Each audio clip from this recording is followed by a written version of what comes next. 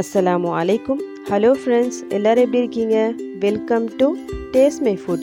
இன்றைக்கி நாம் என்ன ரெசிபி பார்க்க போகிறோன்னா சீஸ் பராத்தா எப்படி செய்யணும் பார்க்க போகிறோம். நார்மலாக பரோட்டா எல்லாருக்கும் பிடிக்கும். அதிலும் நம்ம இதெல்லாம் ஸ்டஃப் பண்ணி செய்யும் போது அதோட டேஸ்ட்டே தனி தான். அந்த மாதிரி தான் இன்றைக்கி நாம் சீஸை ஸ்டஃப் பண்ணி இந்த பராத்தாவை செய்ய போகிறோம். உங்களுக்கு சீஸ் பிடிக்கிறதா இருந்தால் கண்டிப்பாக உங்களுக்கு இது ஃபேவரட் ஒன்றா இருக்கும் இந்த பராத்தா. அது இல்லாமல் எல்லா குட்டீஸ்க்கும் ரொம்ப பிடிச்ச ஒரு ரெசிபியாக இது இருக்கும். ஸோ இந்த வீடியோவை கடைசி வரைக்கும் ஸ்கிப் பண்ணாமல் பாருங்கள். நார்மலாக நம்ம பரோட்டாக்கோ இல்லை சப்பாத்திக்கோ மாவு பிசையும் போது மாவு பிசைஞ்சு உடனே நம்ம ப்ரிப்பேர் பண்ணிவிட்டு அந்தளவுக்கு அதோட சாஃப்ட்னஸ் இருக்காது. அது பிசைஞ்சிட்டு அது மேலே ஒரு ஸ்பூன் அளவுக்கு எண்ணெய் தடவி இல்லைனா ஒரு ஈர துணி போட்டு மூடி வச்சுட்டு ஒரு ½ அன் ஹவர் டு 1 ஹவர் நம்ம அப்படியே வச்சுட்டு அதுக்கப்புறமா நம்ம பரோட்டா சப்பாத்தி ப்ரிப்பேர் பண்ணும்போது நல்லா சாஃப்டாக வரும். அந்த மாதிரி தான் நான் இன்றைக்கி நான் மாவு பிசைஞ்சு வச்சுட்டேன். 1 ஹவர் ஆகிடுச்சு. இப்போ பாருங்கள் நல்லா சாஃப்டாக நல்லா இருக்குது.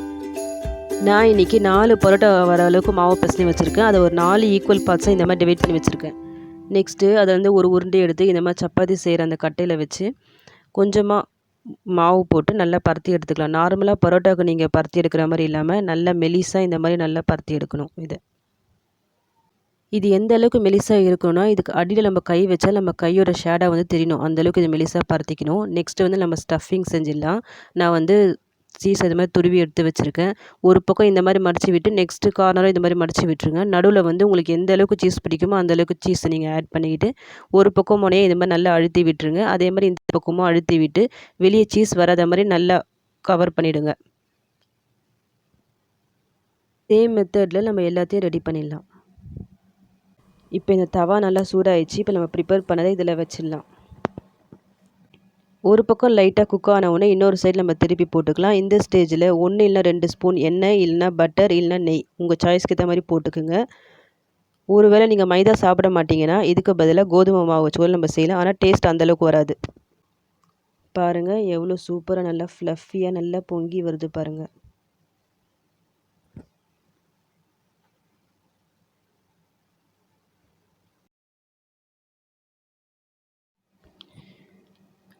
இப்போ 2 பக்கமே நல்லா குக் ஆகிடுச்சு. இப்போ நம்ம இதை வெளியே எடுத்துடலாம். இதே மாதிரி நம்ம ப்ரிப்பேர் பண்ணி வச்சுருக்க மற்ற பரோட்டாவும் நம்ம செஞ்சிடலாம்.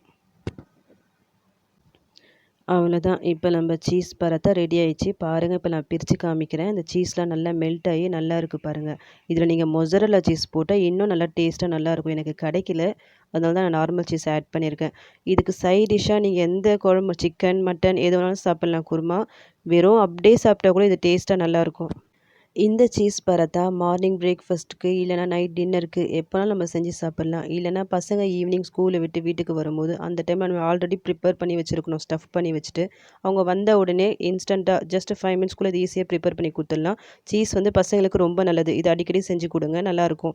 ஒருவேளை மைதா வேணால் நீங்கள் ஃபீல் பண்ணிங்கன்னா அதுக்கு பதிலாக சப்பாத்திலாம் நார்மலாக செய்வோம்ல அந்த மாதிரி ஸ்டஃப் பண்ணி இதை கொடுத்து பாருங்கள். நீங்களும் அந்த வீட்டில் ட்ரை பண்ணி பார்த்துட்டு எப்படி வந்துச்சுன்னு எனக்கு கமெண்ட் பண்ணுங்கள்.